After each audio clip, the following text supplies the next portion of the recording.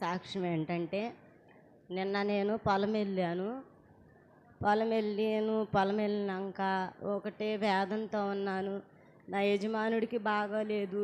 పద్దాక హాస్పిటల్‌కి తిప్పుతున్నాను. తన ఆరోగ్యం ఏంటి ప్రభువా అనుకుంటానే ఉంటున్నాను. అనుకున్నాక పొలం వెళ్ళాను. పొలం పని అయిపోయింది. ఇంటికొచ్చినాక నాకు బాగాలేదు, హాస్పిటల్‌కి వెళ్దాం అన్నాడు. మా మరిది గారు నేను హాస్పిటల్‌కి తీసుకెళ్ళాము. హాస్పిటల్‌కి తీసుకెళ్ళేటప్పుడల్లా వాంతులు చేసుకుంటానే ఉన్నాడు.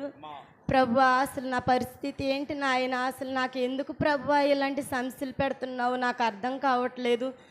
నేను తెలియక ఏమన్నా తప్పులు చేస్తుంటే నన్ను క్షమించు నా ప్రభువా, నా యజమానుడికి మంచి ఆరోగ్యాన్ని నా ప్రభువా అనుకుంటూనే వెళ్తున్నాను హాస్పిటల్కి వెళ్ళినాక ఎమ్మటనే తొందరగా చూసారే కానీ నాకైతే ఒకటే వేదనగా ఉంది. అయ్యా బిడ్డలను వదిలిపెట్టుకుని వచ్చాను.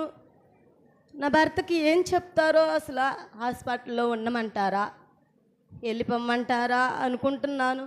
తీసుకెళ్ళినాక రూమ్లోకి సిలోన్ పెట్టారు. సిలోన్ పెట్టినాక 2 పరీక్షలు చేయాలమ్మా ఈ అబ్బాయికి అన్నారు.